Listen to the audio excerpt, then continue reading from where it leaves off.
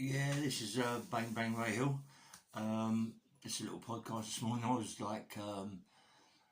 talking to a few of my mates this morning on the phone about certain people that I've met, and I thought I'd say a little bit about someone I met who I really liked. And it was a gentleman, and I met him in prison in the 70s. And this guy is named Ronnie Bender. He was the one who gave the Crays the knife to kill Jack the Hat. I was when all what I went through all the other prisons and I went out in Chelmsford and I went down in the wing and I went in about 5 cells, 6 cells from Ronnie Bender. He was next door to the toilet, to 2 cells from the recess. I was about 3 cells from the recess on the same landing, and it wasn't the 3s, it was the 2s. Anyway, Ronnie Bender, nice man. There's a lot of things said about Ronnie Bender had a big Scott. He had a big card school, yeah. He was earning good money. Why not?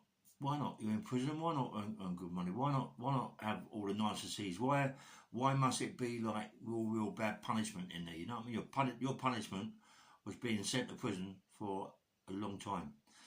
And I believe that Ronnie Bender got sent to prison for a long time, but he was a gentleman. And anyway, when I went in Chelmsford prison, and Togi Ladlow come down to the block and picked me up from the block and took me on the wing and got myself sorted out. And obviously there's a lot of people walking about. Proper Chelmsford prison was the best prison in England, I should think. It was the tops. Not only was it the tops, but you had the top people in there. You know what I mean? You had top people in there, criminals, gangsters, villains, but why must they be like people portray them? Yeah, it's really listen, mate, nice people, proper nice people. They like to live their life the right way. You know what I mean? Why should everybody else live nice? Government live like everything. They've got everything they want. Why can't we have it? That was in them days, yeah. Not so much now, but in them days. Anyway, Togi took me up on the wing. Went in the cell. Cells are just cells, then normal cells. But when you go into other people's cells, in Chelmsford prison, best screws, honestly, the best. I mean, screws are screws, yeah. But when you've been around prisons and being bashed up by every Tom, Dick and fucking Harry, all the screws in every prison has bashed you up, yeah, in the block, in the seg unit, yeah, and you don't really. I mean, you look upon them as trash, But when I went to Chelmsford prison, every screw in Chelmsford prison, even the chief to the governor, were gentlemen, proper people you could talk to. Didn't anyway. I'm on the wing, and Togi Ludlow introduces me to Ronnie Bender. And Ronnie Bender, in a way, I suppose they called him the captain. I suppose he did. He was the captain. He did run the wing to a certain extent. He wasn't the hardest man in that wing, but he certainly had a lot of influence. You walked into his cell. His cell was like a palace. He had everything you could possibly want in a cell, being in prison. We all had, in them days, in the 70s, we all had record players. That was the thing, we used to get big batteries on the record player, Pi record players. Mostly Pi was the best one.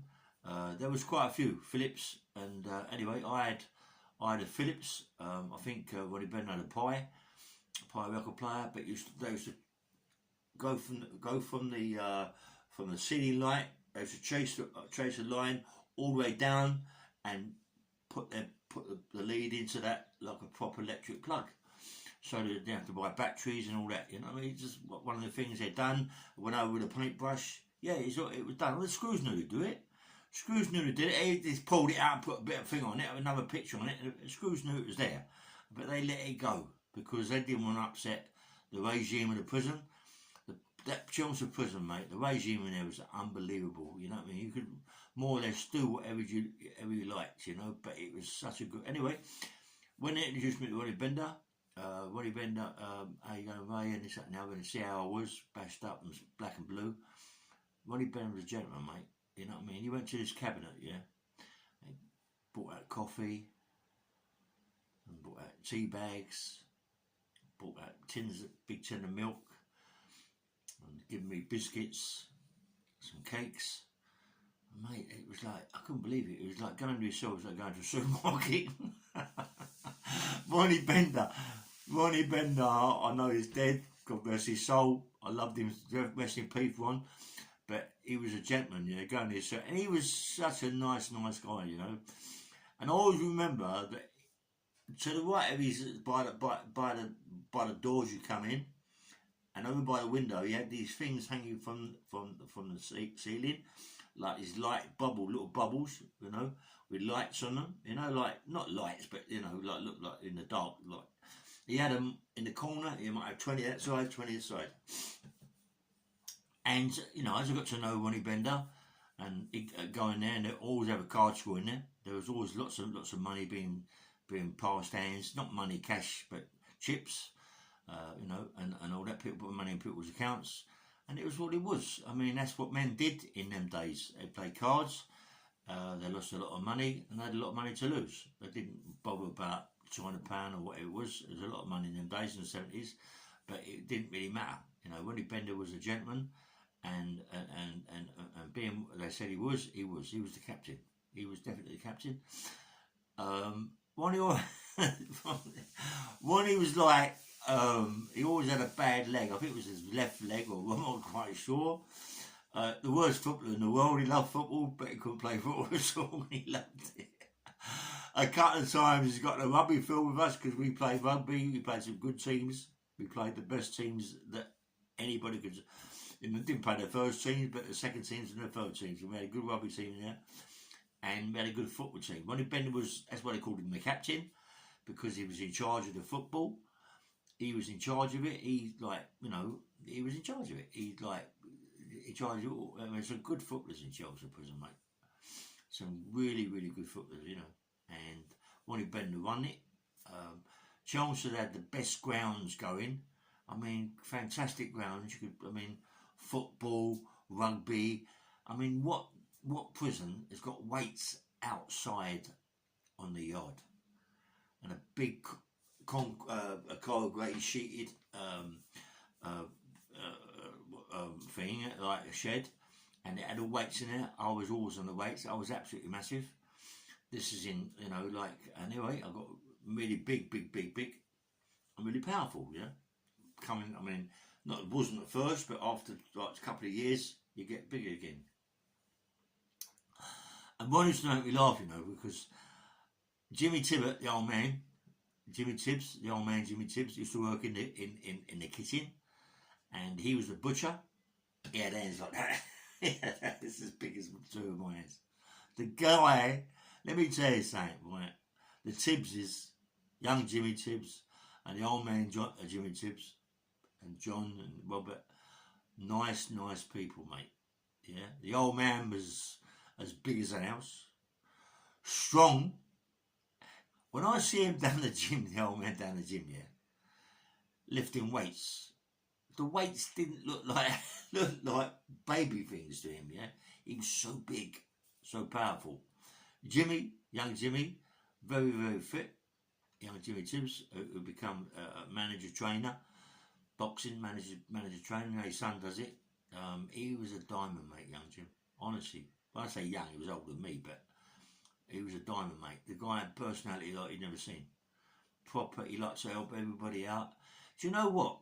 I can't make out, you know, like the way people portray these people, like I did told you before, the judges and the papers, you know, come on. You live with these people, right? And these people are proper people, mate. Proper people. Proper, nice people that look after their own, yeah? That look after their own. And Ronnie Bender was one of those people. Ronnie Bender, yeah? He's the guy that told me about this thing called astral projection, yeah? Where you leave your body and you go elsewhere. And he had I'm not quite sure, but I think she was Filipino or something, or Malaysian or something like that. Indian, not quite sure. She wasn't Indian, Malaysian, Filipino. His wife, yeah, she was stunning, mate. Oh my God!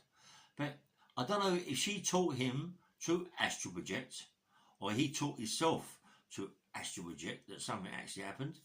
And he used to go in the corner with his things hanging from the ceiling, lay under there with his cushions. I mean, his cell was like a palace, you know, and you know, cushions here, cushions everywhere, nice coffee tables, a nice big cabinet. He had bottles in there, a few bottles of drink. He had cigars. He had it all, you know what I mean? He was well looked after. Obviously, so you couldn't go to the shop and buy bottles of scotch and brandy. So it can only come in one way. We know how it come in. He had a good job. I think he worked down reception. You know, people going in people's boxes and all this that and taking things out what they wanted, and that's how it got in prison. You know, people. You know, come on, people was out. So you get people outside to send in bottles of brandy, bottles of scotch, and all that sorts of things. They wasn't allowed it. It wasn't allowed, so they go in their box. And when he better go in the box, take it out and crack on. Listen, they knew, all the prison staff. Right, the one that run it in Chelmsford Prison was a kid called Jack Sad. He must be dead now. He must be in his 90s. Jack Sad, mate. He was a little fella. He run it. He was a miserable old fucker, but he was a nice guy. Do you know what I mean? He just put blinkers on. He didn't want to see anything. He just walked straight. Didn't want to see to the right. Didn't want to see to the left. Just straight. Yeah. Nice man. And I mean, I never really got into the tea boat. I was in the kitchen, so I ate well, yeah. Jimmy Tibbs, the old man, he was a butcher, mate. He could bring out a fucking cow. He could bring out a cow out the kitchen. They wouldn't say nothing. Honestly, I'm joking. He used to bring out big chunks of meat, yeah, and the steaks, and they used to eat. I'm not joking. Every night. You could smell it all over the prison. All over the prison, you could smell the cooking. Roast beef, Yorkshire pudding, cabbages, carrots, everything you could possibly have, they would have. Yeah, they lived like kings. Why not? They're doing long big sentences. I was doing a big sentence myself, but obviously I had my own friends in there. Toby Ludlow, a lot of other people, Mickey Green, the big drug baron, Tony Edlin, my mate's dad, Rocky Edlin's dad. Tony Edlin, a proper man. His son took after him. Tony could have a right fight. His son Rocky, that's why he got the name Rocky Edlin. Yeah, Rocky could have a right fight with a mate of mine. And you know, Mickey Green, absolutely multi-millionaire. Done a lot of sentences in America for drug dealing. Powerful man. Powerful man. I should imagine he was the richest man in Chelmsford Prison. He didn't need Ronnie Bender, but I suppose he go. I see Mickey Green in their card school, playing. You know, like what is it to them? You know, to lose a couple £100 a day or a night or whatever. It was nothing. Mind you, you say that they're still going there. They're still moaning. They're still moaning and groaning, yeah, all the time, yeah. And I like Ron because he used to moan. I've never seen Ronnie lose his temper. He didn't really have to because he had a lot of respect. He'd lose his temper on the football field, and he got involved with rugby. He's had a couple of rugby games with us, but it didn't last too long. Ronnie Brenner didn't literally like getting knocked over. He was a diamond. I loved him to death. But you know, I don't know if he's dead now or whatever, but he was a gentleman. He's done a long time, you know. He's done a long time for giving someone a knife, you know. But I suppose that's it. That's what happens. You know, like the Crays were known enforcers, known criminals, and they went over the top with whatever they did, but they were proper people. You know, they were proper people, had good names, and if they was alive today, things wouldn't be happening like they are happening. Believe me, they run their little the domain like the Richardsons, and people didn't get away with anything. There wouldn't be none of this raping shit and drug shit and all this going about like it is today. They would have sorted it out. They would have been on top, yeah. But you know, that's how it is. You know, you get the government, the judges stop all that, and then they stop all that, and it becomes 10 times, 20 times worse than what it is now. You know what I mean? It's like, well, what it is now, but I mean then, you know. But as I say, I like Ron. I like Ronnie. Ronnie didn't have a lot to do with Frankie Fraser. Frankie Fraser was quite a quiet man, you know. He wasn't. He didn't get involved with too much. He knew everybody. Everybody knew Frank. You know, and I remember when they was doing the toilets up in Chelmsford Prison on the ground floor, yeah, right next door to George Wilkinson, you know, that's the guy I was telling you about. And anyway, Chelmsford Prison had playing football and they won a match. It was a big match, big football match. Frank come in, right, got hold of a thing called a squeezy, that you squeeze the water, you know, heavy. Frank got hold of that and started smashing the fucking corrugated sheets to pieces.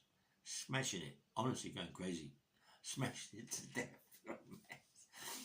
Frank was becoming a pain in the butt. You know, and it just what it was. He was getting out, going a bit too far with what he was doing, and it was mucking the whole fucking wing up. Yeah. So anyway, the aggravation, yeah, with my mate Tony Lawrence and all this that and the other and other things. And I told you about Tony Lawrence. Tony Lawrence was they called him the Brown Bear. He used to wear a big brown fur coat, you know, and a shotgun underneath, go in the pub, bang, bang, blast all the pubs to pieces for money, you know, protection in them days, protection money, 60s, you know. And late 60s and early 70s. No, like early 60s actually.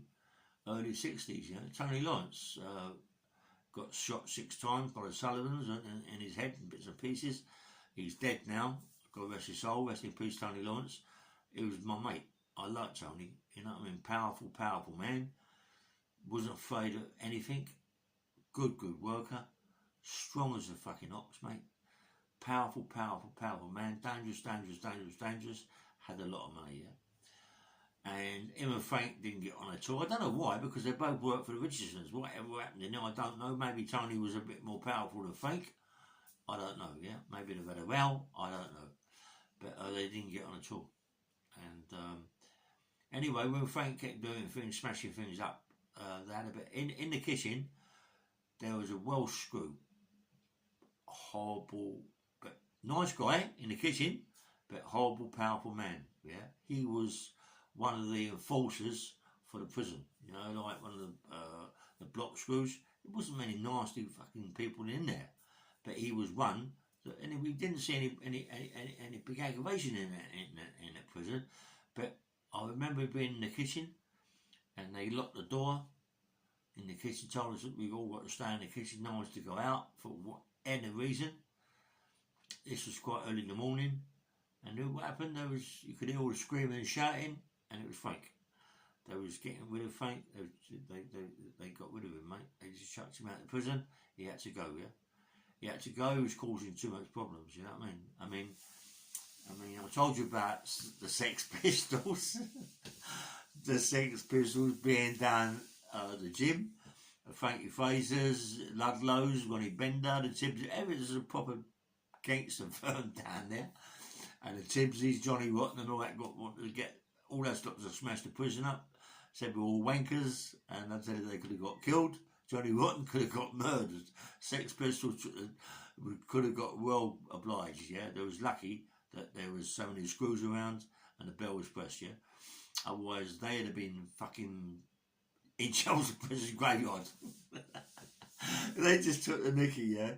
But I'll tell you what, the stories are stories, you know what I mean? And like, when you're in prison, right, and there's so much goes on, yeah. I mean, one of my mates in prison was a guy called Kenny Beagle, yeah, a lifer.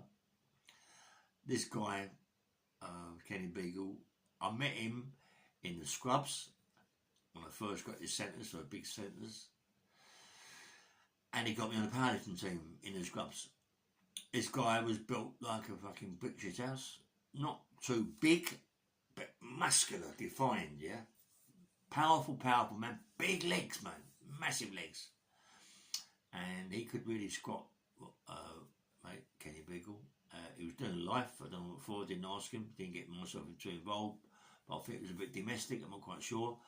Someone done something to his woman and sat there and he killed the guy, which is probably the right thing to do. If someone's fucking taking liberties with your missus or your girlfriend, wants to rape them, then what would you do? You cut their bullocks off, you cut their balls off, and that's what he did, I suppose, and he got a life for it. Anyway, nice man, Kenny Beagle. Got me in the Paddington team. I met him in Chelmsford later on. Just loved him, Ken, mate. Ken, I don't know how long Ken did, but another dangerous man, Kenny Beagle, yeah. There was a lot of dangerous people in Chelmsford Prison, but as I say, everybody done what they wanted to do. There was no real bad aggravation. I should imagine people like Jimmy Tibbs, and Robert, young Jimmy, Robert, them sort of families run that with Ronnie Bender, I should imagine. But there were some more dangerous people. You got Terry Millman. He was one of the ones with the diamonds. You know, when over the dome when he died, when he went across the water to the dome, and the police tell me he died of an heart attack. Got a big sentence. Just finished a big sentence. Couldn't handle it. Bomb heart attack. That's what happens, you know. You've got to imagine that people that are doing 18 years, and in them days you had to do a lot of it. Not like today you do half, you had to do 3/4 of it, you know what I mean? So, thinking that he might go and get that sort of bird again, too much. He had a heart attack. But game. Terry Millman, very game. But as I said, the Moray brothers were fantastic artists, yeah. I did speak about them before. There was just, people like, most of the people in there that were good artists was on the freeze, or I believe. And, you know, and you wouldn't believe it, honestly. You wouldn't believe. There's paintings in there that must have been worth a fortune. I mean, I remember Terry Milne and Lou Swallow done this painting, and it had about 1 million faces on it. But it was a painting, yeah? But all faces, it was all done little faces.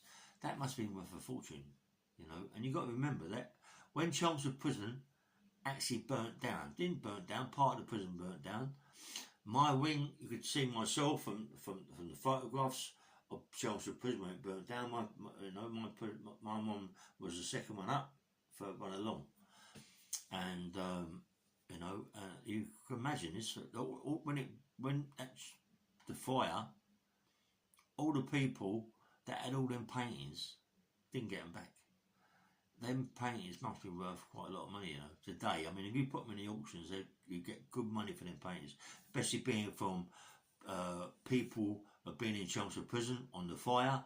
That's all a CV, you know, and that's what happens. And they must have got a fortune for them, you know. But Ronnie Bender, he had it good in there, mate. He had it good. He had everything you could possibly have. He had carpets all around the cell, carpet to carpet. He had lovely curtains, which we all had the same, really. Everybody who was anybody had the same in Chelmsford Prison. I mean, I had a sofa in my cell that I took out the officer's mess. Jack said, the old boy downstairs, Jack said, give me it, you know, go on, Lee, go on, get it. And I had a sofa, and not a sofa, an armchair in my cell, a big armchair, and I had like all Schreiber units made up from lockers. Yeah, it's like crazy. You wouldn't believe what Chelmsford Prison was like. And when anybody important was coming around, Jack said, would shut my door and put a big white paper over. Please do not disturb. Please do not go in there under whatever it is. You know what I mean? Yeah. Honestly, I'm not joking. My cell is absolutely good. Ronnie Bennett's, I suppose, was okay. Yeah, but my mum was the business. Yeah, I swear.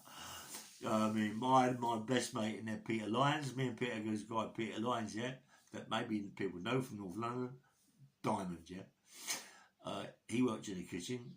He worked in the coppers. He used to nickel the milk, never give me nothing. So one day I nicked it and he wanted to kill me. Me and Peter nearly had a row over fucking milk. It's crazy. He was in the rugby team next with me. I was a prop. He was a prop. He was big, man. Big Peter. Big legs. I was big, massive. I was a prop. And I loved what I was doing. Ronnie Bennett was always on, pardon me. Ronnie Bennett was always on the line. Ronnie Bennett loved to be involved with football.